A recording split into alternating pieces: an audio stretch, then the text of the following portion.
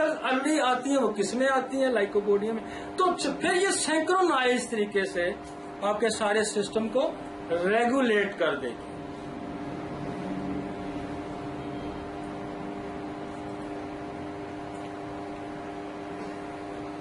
दो दवाइयां, एक हमने सर को डाला है, एक हमने प्लांट ग्रुप डाला है। अब देखें ये सारा कुछ है।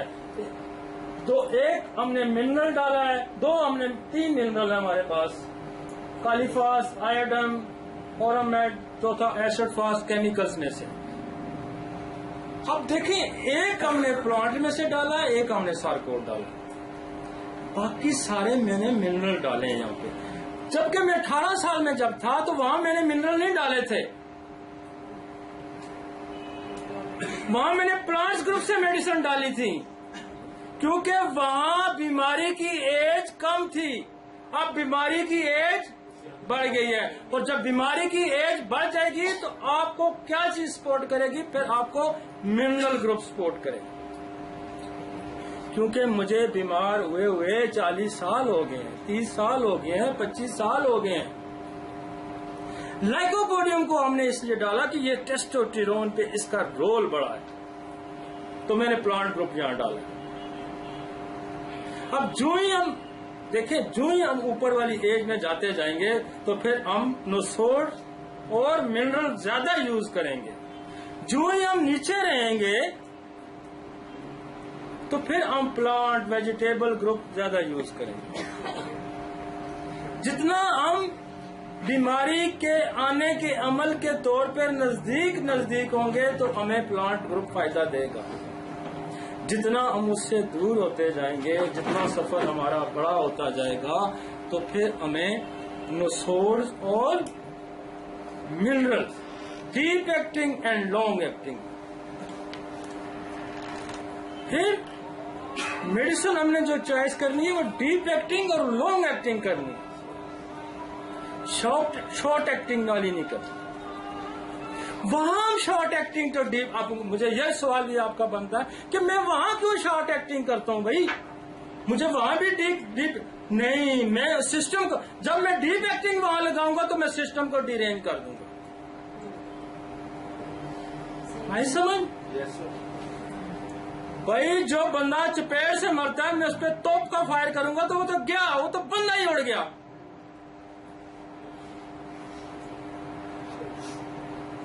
भाई जहां मेरे स्टिक की नोक से मेरा मामला हल हो रहा है, मैं वहां खंजर खुबाऊंगा तो मैं उसको जख्मी कर दूंगा। लिहाजा वहां जो ये एलिमेंट है, जो मैं 12 साल के बच्चे पे या 17 साल के बच्चे पे, 16 साल के बच्चे पे मैं मेटल का इस्तेमाल करूंगा, तो इसका मतलब यह है कि मैं उसको वहीं उड़ा दूंगा। वो मेटल बर्दाश्त नहीं करेगा, वो डिस्ट्रॉय करेगा अपने ऑर्गन्स को। नहीं समझ? अब यहां ये पुख्ता है, ये बंदा तो पक्का हो गया ना, ये तो बिगड़ा हुआ है। तो बिगड़े हुए के लिए मुझे और वेपन यूज करना। ठीक? और शेर का शिकार लाठी से नहीं होता, शेर का शिकार गन से होगा।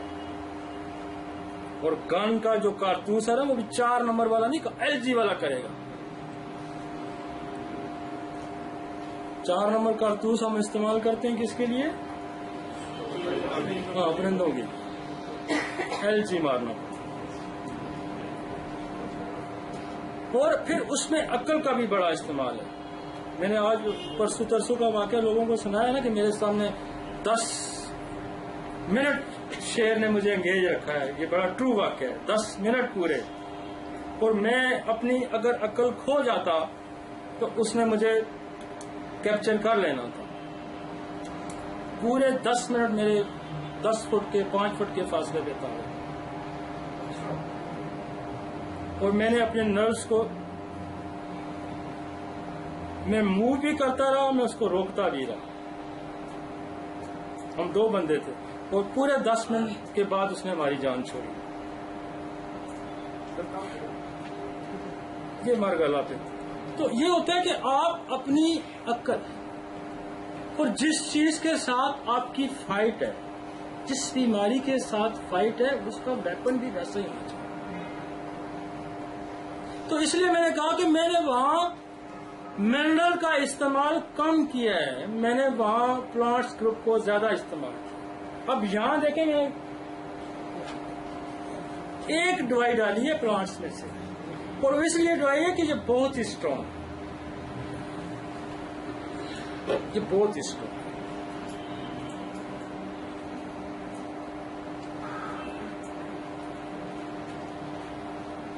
एसिड फास्ट हमारा केमिकल ग्रुप है। एसिड फास्ट यहां आपको क्या कौन कौन सा काम देगा? एसिड फास्ट आपको यहां चाइना का काम देगा, रिकवरी, चाइना क्विक रिकवरी। और यहां चूंकि चाइना प्लांट ग्रुप है लिहाजा मैं उसको यहां नहीं डाल रहा, मैंने उसकी जगह एसिड फास्ट को डाला। हमने यहां आयोडम को डाला है। हमने आयोडम को इसलिए डाला है कि आयोडम जो है वो आपकी जो जितनी भी ग्लैंड्स हैं, चाहे वो टेस्टिकल ग्लैंड है, जो मेमोरी ग्लैंड्स हैं, जितने भी ग्लैंड्स हैं उसको स्ट्रेंथ देता है। जब एट्रोफाइड आता है ग्लैंड सिकुड़ता है तो आयोडम उसको सपोर्ट करता है। तो हमने यहां टेस्टिकल की सिक्रीशन को इंक्रीज करने के लिए, बढ़ाने के लिए हमने आयोडम डाला। और टेस्टोस्टेरोन की प्रोडक्शन को, आओ जी भाई साहब इधर आ जाओ।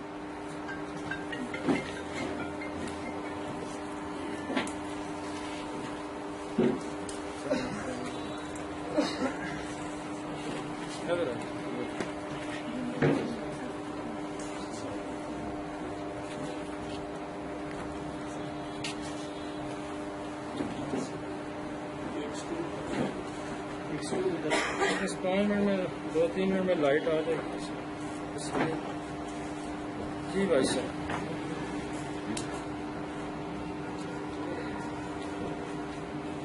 तो मैंने बुफो क्यों डाला, डाइको क्यों डाला, एसिड फास्ट क्यों डाला, आयोडम क्यों डाला? मैं आपको दवाई तो आपको रेपिटी बता देती है, मटीरियल मेडिका आपको बता देगा, लेकिन आपको इस तरह खींच के नहीं लाएगा, उस पे पॉइंट पे नहीं लाएगा। और फिर आपको दवाई की फिलोसफी का भी पता होना चाहिए कि ये दवाई के पीछे फिलोसफी क्या है, कि क्यों इस्तेमाल कर रहा है। जैसे मैंने कहा कि लाइकोपोडियम का रोल क्या है। अब टेस्टोस्टेरोन को सिपिया भी इंक्रीज करवाती है, लेकिन सिपिया भी इंक्रीज करवाती है, ऑरोमेट भी इंक्रीज करवाती है। लेकिन मैं चाह रहा कि मैं बेसिक्स आपको सेट करके दूं, आपको बेसिक्स कंसेप्ट सेट हो, और फिर जब आपके पास बाकी नॉलेज हो तो आप उस पर अप्लाई कर सकते हैं, उसको बढ़ा सकते हैं। लेकिन अगर इन दवाइयों को छोड़ के आप किसी और के पहले चले जाते हैं ना, तो आपको कामयाबी नहीं। कॉलीफॉस एक और हमने मिनरल ग्रुप से डाली है। वो हमने इसलिए डाली है कि ये भी नर्व कंडक्टर, एक नर्व से दूसरी नर्व के अंदर जो पल्स चलती है, कॉन्डक्ट करता है, एक नर्व दूसरी को अपना मैसेज कन्वे करता है, उसमें पोटेशियम इस्तेमाल होता है। तो इम्पोटेंसी या बेसिकली ये नर्व्स का भी रोल है। तो नर्व्स को अगर आपने स्ट्रॉन्ग करना है तो ज्यादा फिर आपको कॉलीफास का इस्तेमाल करना। ये साइंटिफिक है। नर्व्स में जो मटेरियल यूज होगा नर्व कंडक्टिंग में, वो कौन सा होगा? वो पोटेशियम होगा, दैट इज अ कॉलीफास।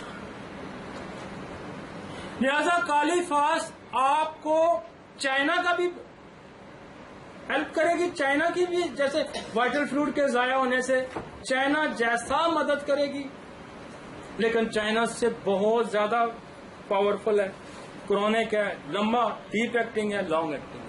लिहाजा हमने इसको कॉलीफास को यहाँ डाला। एसिड फास्ट को भी हमने चाइना का ही मुतबादल डाला, और फिर ये आपको फॉर एग्नेस कॉस्टस। एक और दवाई हमने जो प्लांट ग्रुप से डाली है वो एग्नेस कॉस्टस। एग्नेस कॉस्टस मैंने यहां इसलिए डाली है कि एग्नेस कॉस्टस उन लोगों में काम करेगी जो साइकोटिक होंगे, स्पेशली साइकोटिक होंगे और इम्पोर्टेंट, अदरवाइज एग्नेस ने नहीं काम करना। और यहां हम आपको ऐड करवाते हैं मेडोरिनम को। जहां हम ऐड करवाते हैं आपको मेडोरिनम सेक्स ड्राइव बढ़ाती है, क्योंकि साइकोसिस सेक्स ड्राइव कम करता है और मेडोरिनम सेक्स ड्राइव को बढ़ाएगी और ये भी टेस्टोस्टेरोन के लेवल को इंक्रीज करेगी। आप एक डोज किसी को दे के जरा देखें तो फिर उसकी उस दिन की फीलिंग जरा देखें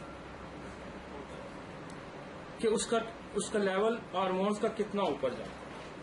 ये जो साइकोसिस है ये हार्मोन्स लेवल को गिराता है।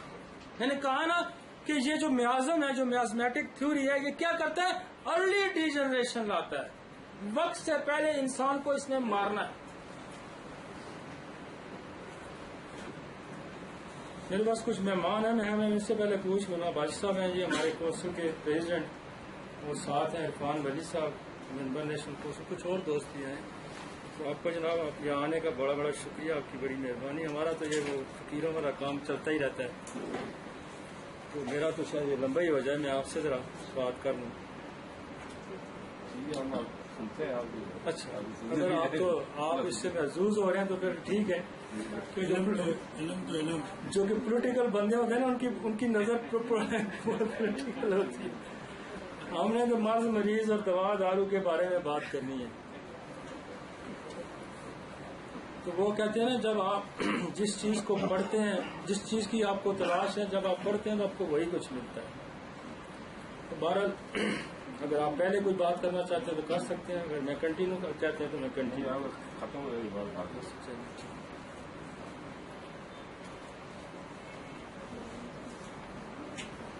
पानियां ना बंदोबस्त कर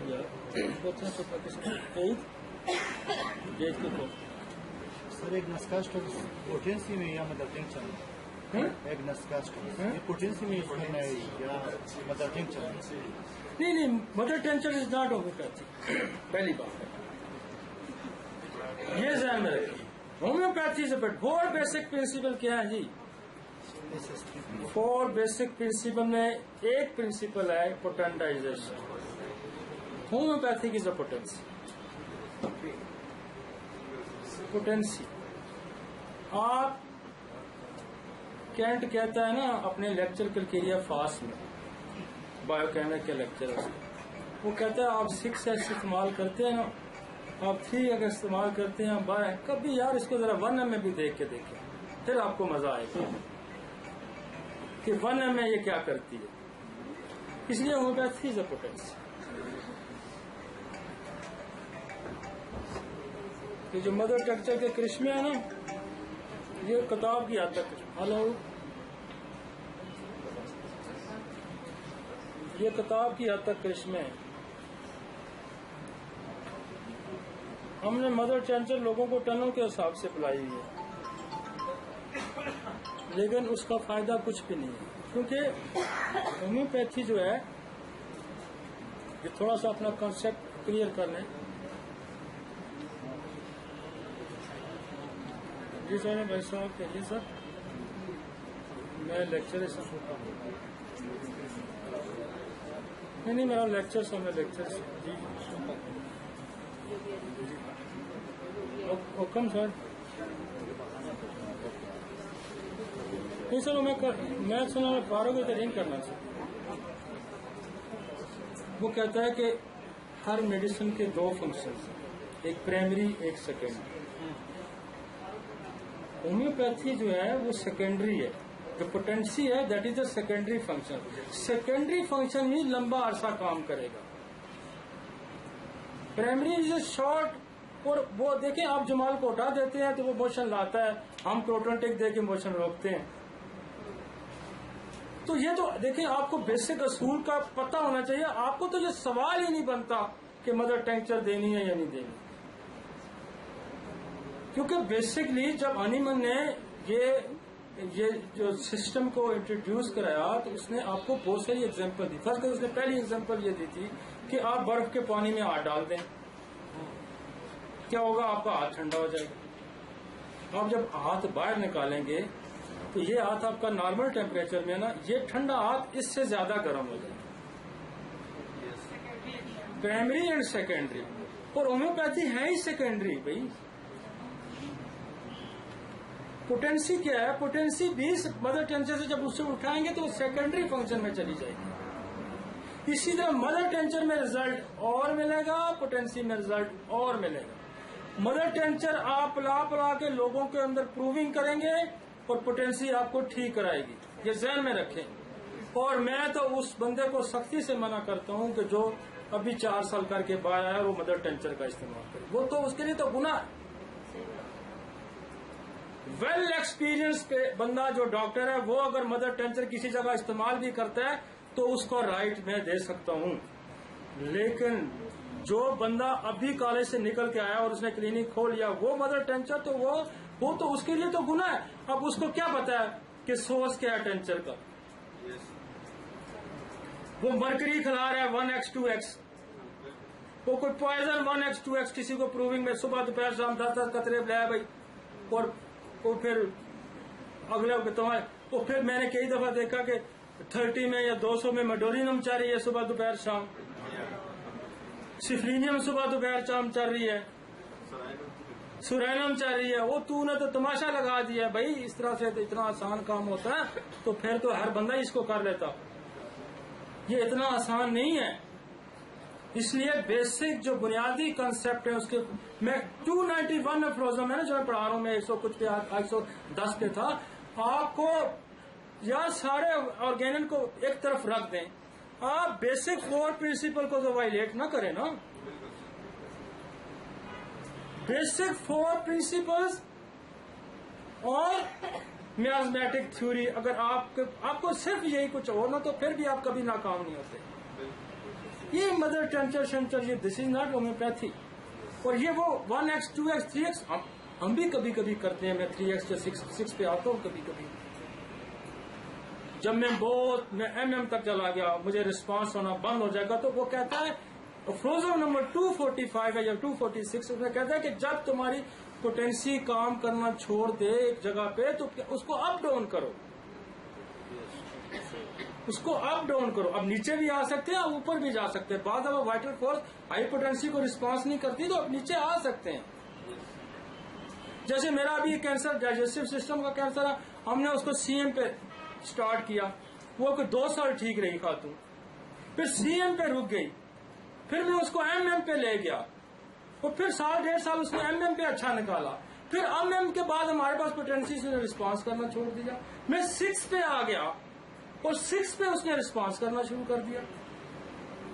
अब फिर मेरे पास 2, 4 साल 5 साल का मैं ऊपर जाते हुए फिर मुझे टाइम लगेगा।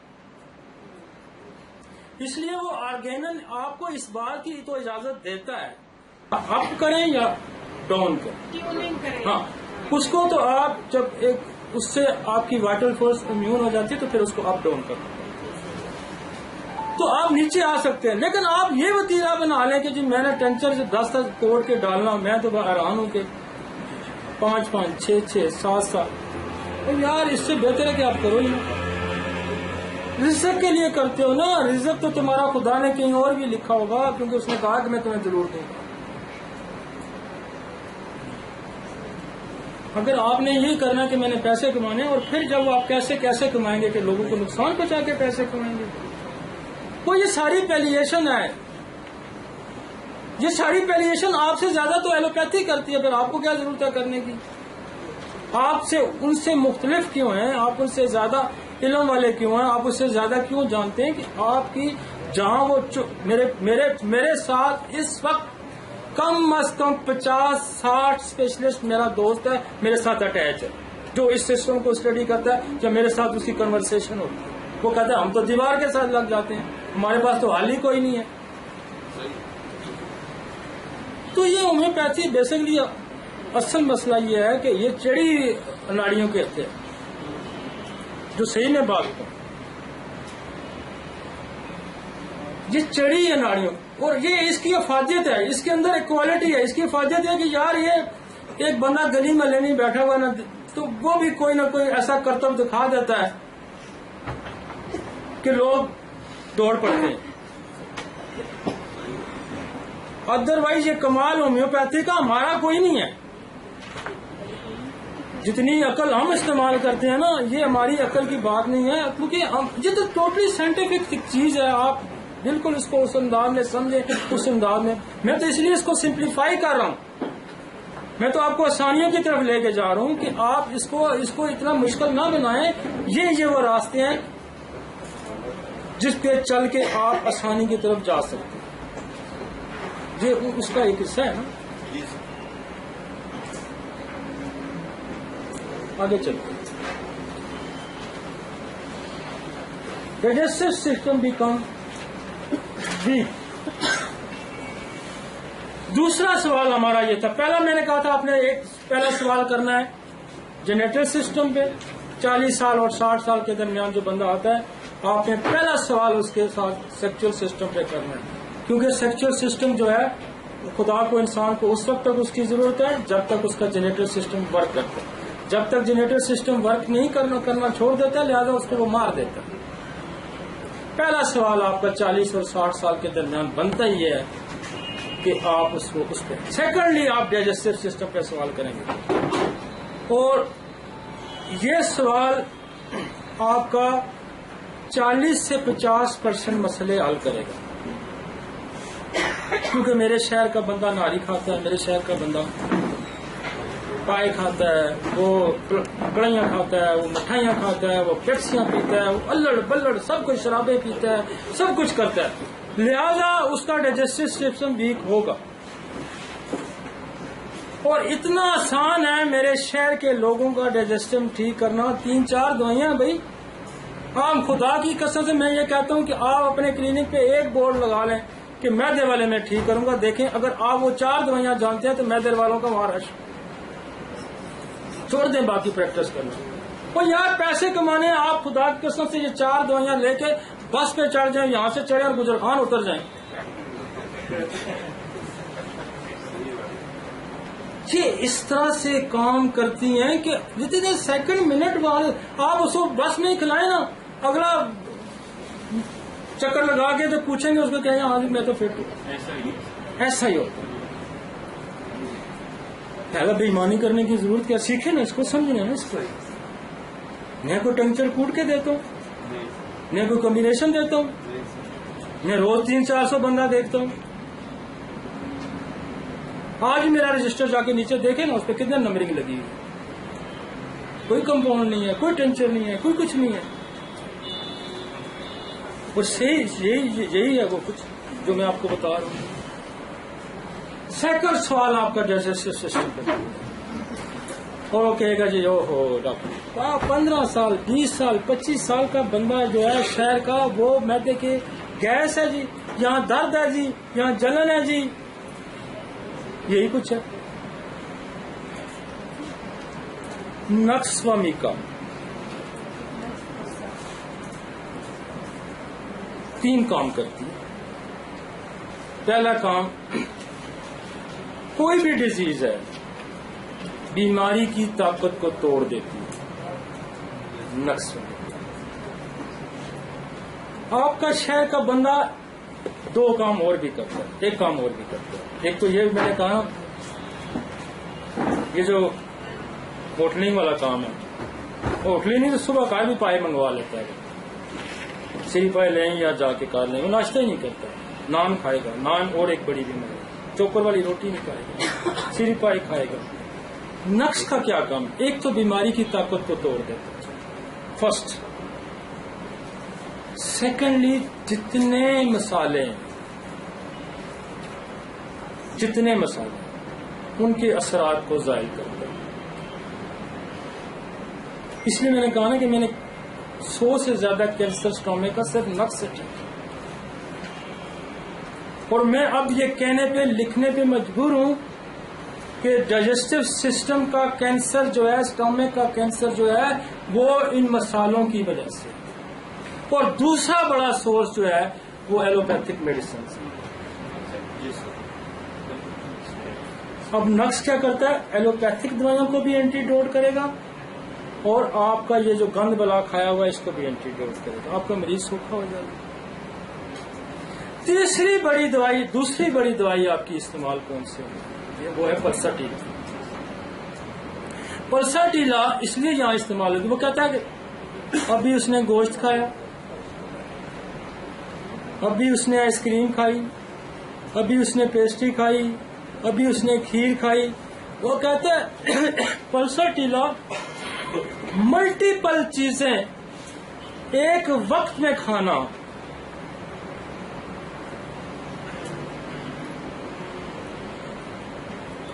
मैंने क्यों कहा था कि अर्बन और रूरल एरिया को डिवाइड करना है। शहर वाले का मैदा खराब होगा 15 साल के बाद, 20 साल के बाद खराब होना शुरू होगा, और गांव वाले का 60 साल के बाद खराब होगा। गरीब का कम खराब होगा, अमीर का ज्यादा खराब होगा। मैंने 100 साल जिन लोगों की उम्रें मैंने देखी हैं वो मैक्सिमम गरीब है। और उसके पीछे फिलॉसफी क्या है कि वो एक वक्त में एक खुराक खाते हैं, मल्टी डिशेज उसके पास नहीं है। पहले तो बाद उसको तरकारी बेचारे को मसाले उसको मयसर ही नहीं है, वो चटनी से और लस्सी से खा लेगा, पुदीना हरी मिर्च वो करके तो उसने खा लेंगे और लस्सी साथ ले लेंगे। 100 साल जिसकी उम्र है वो गरीब आदमी है। उसके पीछे फिलॉसफी एक है कि वो खाता कम है, एक डिश खाता है और फिजिकल एक्सर्शन करता है।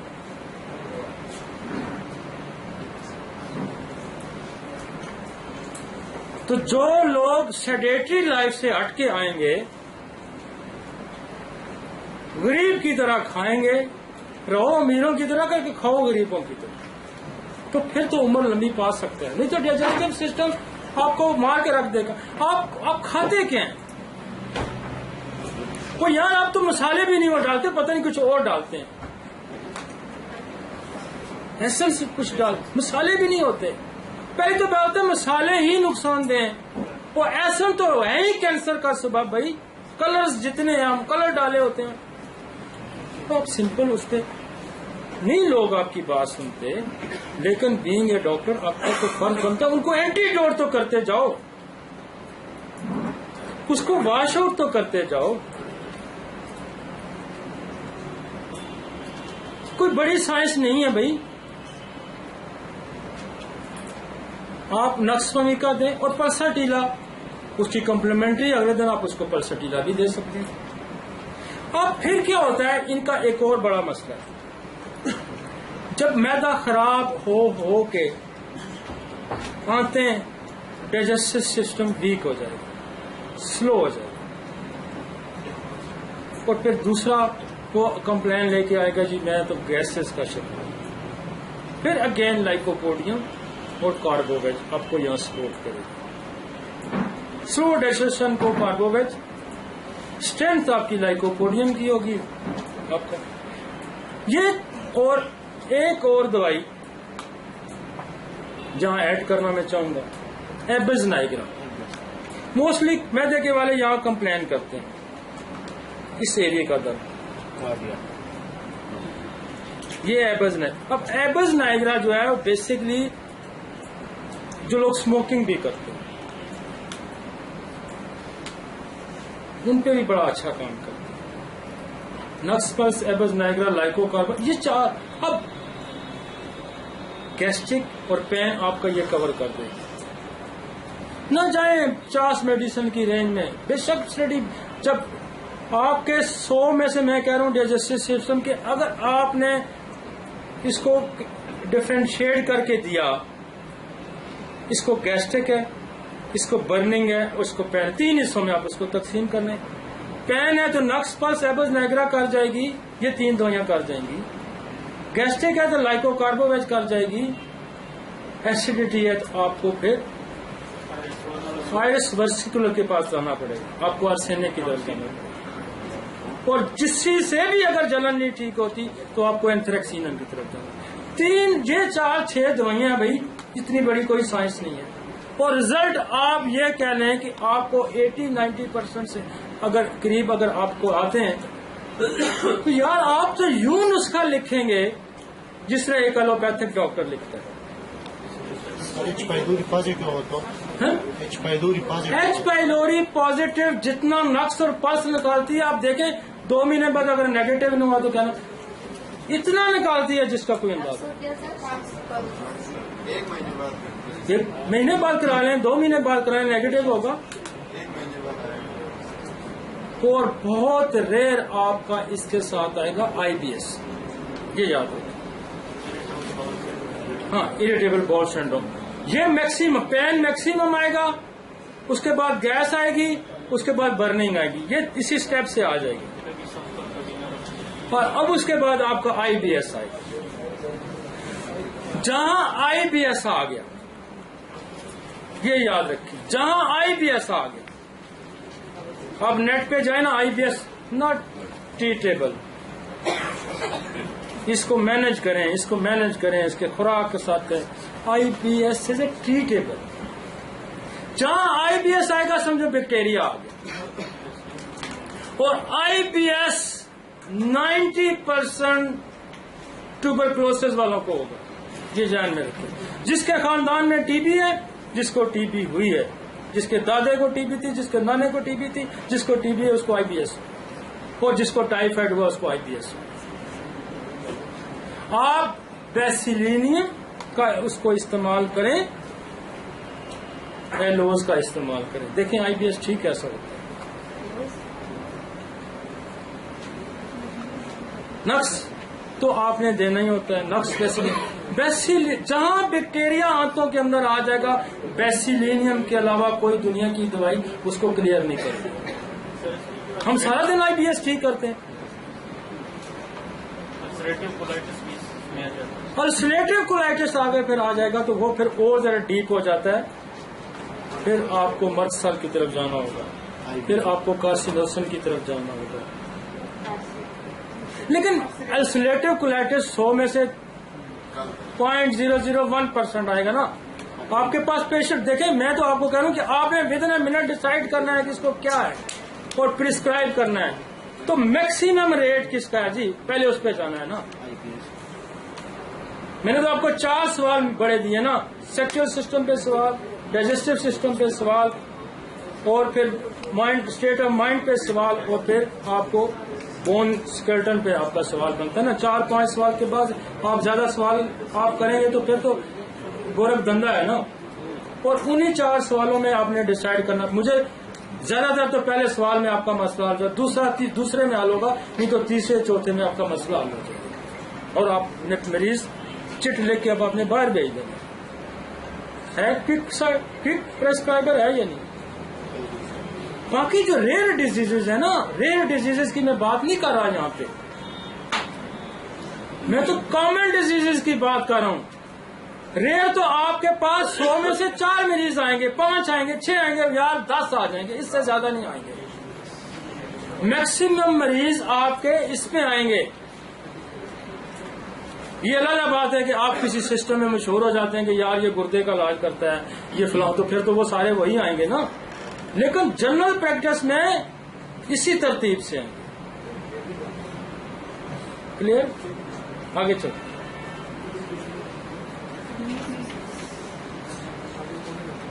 डिसअपॉइंटमेंट।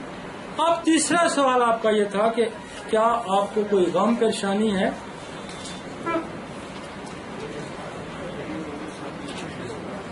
और तीसरा सवाल वैसे आपका बनता भी नहीं है, मैं आपको सच्ची बात बताऊं। अगर आपने पेशेंट को एग्जामिन कर लिया है, तीसरा सवाल बनता ही नहीं, क्वेश्चन ही रेज नहीं होता। मैंने तो आपको कहा मुझे 10,000 का मजमा दे, मैं खड़े कर दूंगा डिसअपॉइंट वाले। एक नजर यूं मारनी है, बंदे खड़े कर देंगे। कितना सिंपली मैंने कहा कि जिनकी गर्दनें टेढ़ी होंगी वो सारे लव डिसअपॉइंट वाले होंगे, 1 मिनट में खड़े हो जाते हैं। साइंस मैं कहता हूँ इधर से उधर से 2 घंटे एक बंदे को हिस्ट्री पे बैठा दें, उसकी हिस्ट्री ले और मुझे 1 मिनट दिखा दें। मैं आपको बता दूंगा ये है वो 2 घंटे बैठा उसको करेता रहे, और वो 2 घंटे वाले को हो सकता है बताए भी ना। क्योंकि ये जो इस किस्म के मरीज है ना, ये अपना आप एक्सप्रेस भी नहीं करते। मैं तो स्ट्रेस कर देता, मैं कहता सवाल ही नहीं पैदा था, यही है। क्योंकि मैं 101% कन्फर्म। मैं तो अक्सर, मैं जब मेरा एक क्लब में इंटरव्यू था तो मुझे उसने कहा कि आप इतने मरीज कैसे देख लेते हैं। मैंने कहा यार बात सुने, आप रिश्तेदारों को पहचानने में कितनी देर लगाते हो? मैं रोज इनकी पिक्चरें देखता हूँ, मैं तो यूं शनाख्त करता हूँ भाई ये फलां ये फलां फलां। तो डिसअपॉइंटमेंट ऑफ लव, जब उसकी नेक टेढ़ी है, जब आपके सामने उसने बैठ के 2 दफा डीप ब्रीथ ली है, आपका सवाल ही नहीं बनता, आपका स्ट्रेस बनता है भाई यही है। वो कहेगा नहीं है, आपके यहाँ यही है। मतलब तब है कि वो कहे नहीं है आपके यहाँ यही है, और फिर उठते हुए कहेगा यही है। और आज का डिसअपॉइंटमेंट की कॉमन दवाई है। आप देखें डिसअपॉइंट वाले 100 में से 90 इग्नेशिया वाले। हम ट्रैंक्विलाइजर की तरह इग्नेशिया लिखते हैं रोज। साइकोटिस्ट 10 ट्रैंक्विलाइजर लिखेगा, मैं 1 इग्नेशिया लिखूंगा, वो कहेगा जी मैं सुकून में। हम नींद इससे ठीक करते हैं, हम डिसअपॉइंटमेंट इससे ठीक करते हैं, हम कोप करवाते हैं लोग। और इसके बाद हमने लिखा है नेट्रोमेयर। पहचानने में कोई देर तो नहीं लगती ना, कि लगेगी अब नहीं लगनी चाहिए, अब नहीं लगनी चाहिए ना कि डिसअपॉइंटमेंट वाला आपके पास आता है, डिप्रेशन वाला आता है, आपको देर नहीं लगनी चाहिए। मेरा कहने का मकसद आपने यूं पहचानना, जैसे मुझे पता है ये भाई साहब बैठे हैं, ये फोन, यूं पहचानना यार, देर नहीं लगनी चाहिए। और कोई साइंस इस तरह नहीं पहचानती, क्योंकि ये मैं आपको कह रहा हूं, मेरे को 40-50 लाख बंदा देख के ये चीजें मैंने निकाली हैं जो मैं आपको दे रहा हूं। वैसे आपको देगा भी, ये बिकने वाली भी नहीं है, कोई सेल भी नहीं करेगा। जहां सबसे बड़ा प्रॉब्लम ये है कि कोई आपको गाइड नहीं करेगा। फियर है, खौफ है, मुझसे छिन जाएगा, और ये चिंता नहीं है। मैं आपको बताऊं, खुदा का कानून ही बड़ा अजीब है। जितना आप बताते जाएंगे आमद होती जाएगी, यूं नए चीजें आपको देगा वो। जितना आप रोकेंगे, यार मेरा क्लिनिक चलता है, 10 और चल जाएंगे, मेरी सेहत पे क्या फर्क पड़ना, मुझे क्यों है? मैंने आपको कहा ना कि रेवोल्यूशन तब आएगा कि मैं 500 अली क्लिनिक जैसे क्लिनिक चला लूंगा।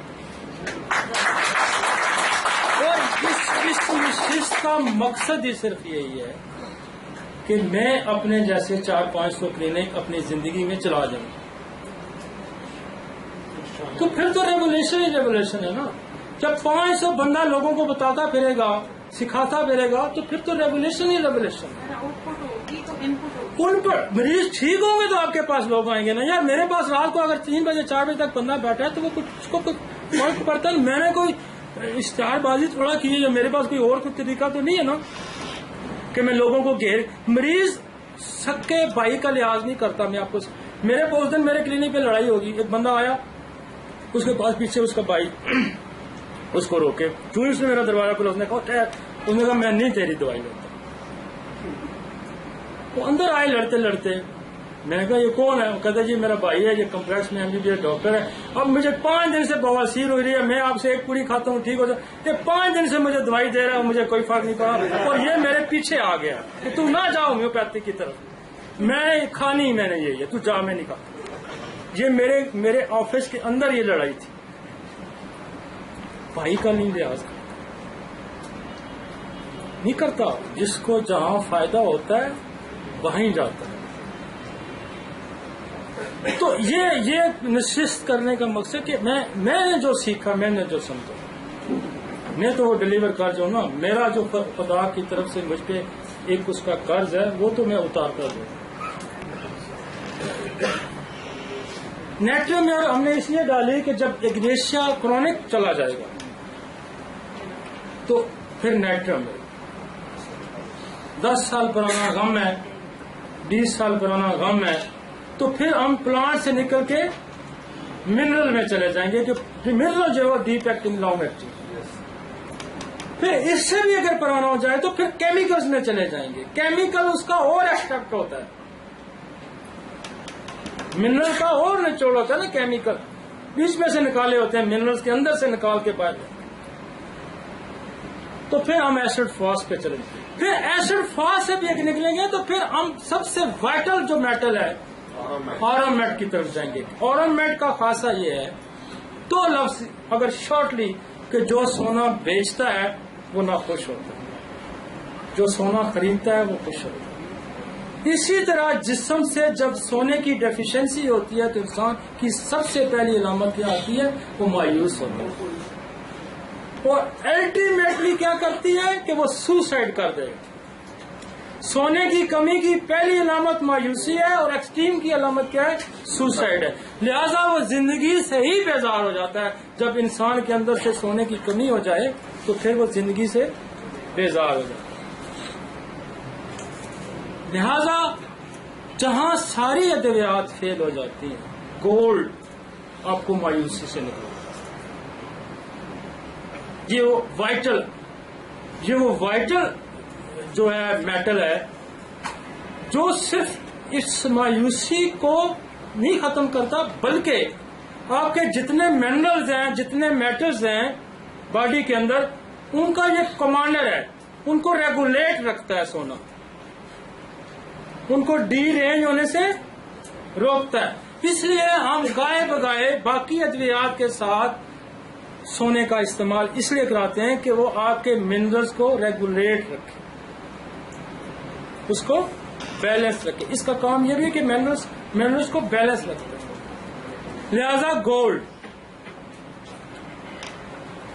हमने यहां जैल्सीनियम डाली है। जैल्सीनियम इसलिए हमने डाली है कि जैल्सीनियम एक ऐसी दवाई है जो खौफ को दूर करती है, फियर ऑफ फ्यूचर्स, बच्चों के एज ऐसी ना, हम डिस्कस कर रहे हैं 40 और 60 साल की बीमारियों को।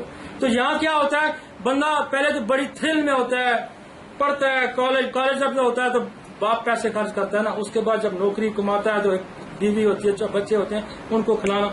यहाँ 40 साल के बाद बच्चों के फ्यूचर, उनकी शादियां, उनकी मैनेजमेंट, रिश्तेदारों का सारा निभा करना होता है। तो यहाँ उसके अंदर फियर क्रिएट हो जाता है, और फियर जितना अच्छा जैल्सीनियम खत्म करती है दुनिया की और कोई दवाई नहीं।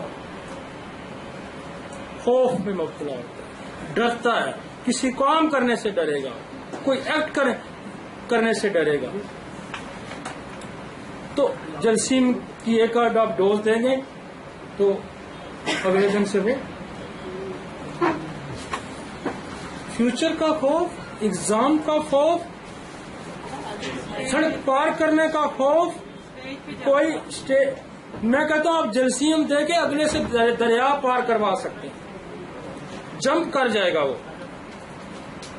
तो जैल्सीनियम बेसिकली स्टेट ऑफ माइंड की, जैसे वो हमने डिसअपॉइंटमेंट के कवर किया है, इग्नेशिया, नेट्रियम, एसिड फॉस, ऑरोमेट, और यहां हमने फियर को कवर किया।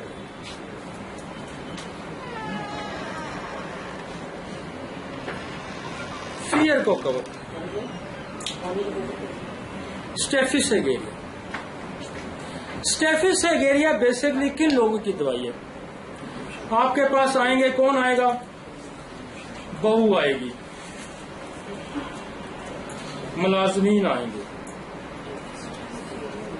जो स्टेफिस एगेरिया सप्रेस करता है ना, किसी के आगे बोलता नहीं, किसी के आगे बोलता नहीं, पुरता रहेगा अपने अंदर, अपने आप को खाएगा, एक्सप्रेस नहीं करेगा। किसी ने कुछ कह दिया तो चुप करके बैठ जाएगा।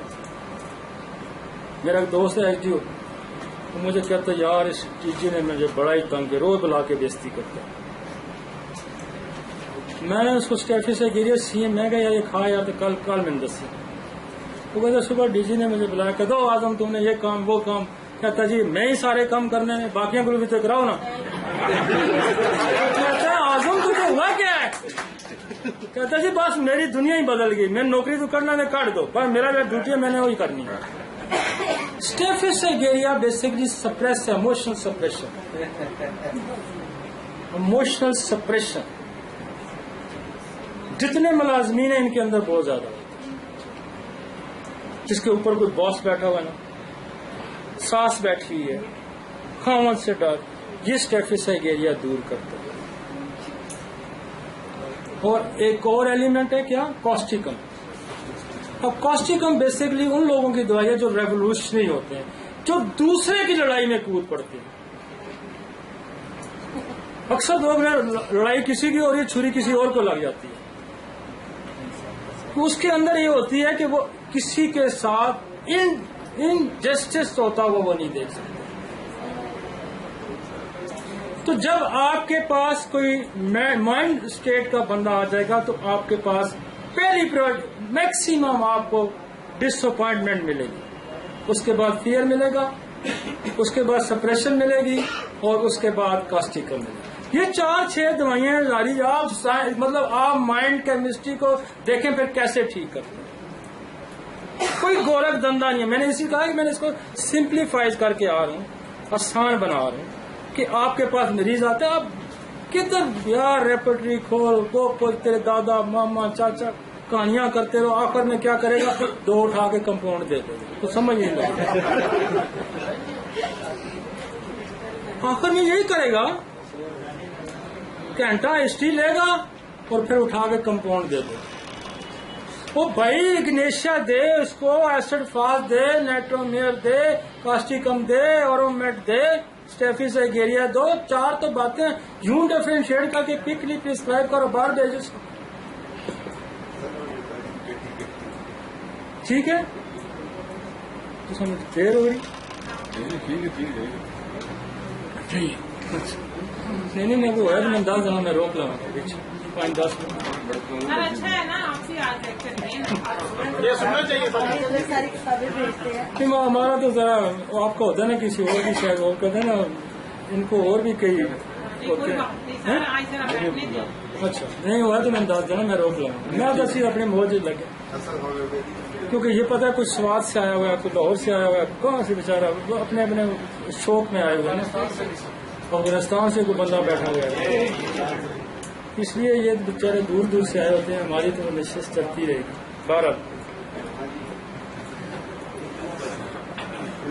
ब्राइटा का मैं अच्छा जर्सीनम के बाद जो दवाई आपको फियर में काम करेगी ना, वो अर्जेंटम नाइट्रिकम। अगर आपकी जर्सीम फेल हो जाती है तो फिर argentum nitricum. Baryta carb basically face न करना, बेसिकली इसके माइंड का जो इंटेलेक्चुअल लेवल होता है ना वो वीक होता है, वो एट्रोफाइड होता है। हम माजूर बच्चों में भी ब्राइटा कार्ब का बड़ी कसरत से इस्तेमाल करते हैं। इसके अंदर शाइनेस, ये अपने मुद्दा को बयान नहीं कर सकेगा। इवन इसके बारे में यूं भी है कि कोई घर में आ जाता है ना, तो जो बच्चा होता है ना, ये उंगलियों से यहां से ऐसे देखेगा, फुल अपनी अपीयरेंस नहीं देखेगा, बुर्का उतार देता है, ये नकाब उतार देता है औरतों को ब्राइटा कार्ब देने से। इसके अंदर छुपने की ख्वाहिश ज्यादा है, समझ रही है? छुपने की, अपना फुल एक्सप्रेस नहीं करता, लिहाजा जिंदगी में सिर्फ इसी वजह से नाकाम। अक्सर हमारे पास लोग आते हैं जो किसी चीज को फेस ही नहीं करते। एक तो जलसीम वाला आते हैं, एक दवाई रख लो जी 10, 15, 20 में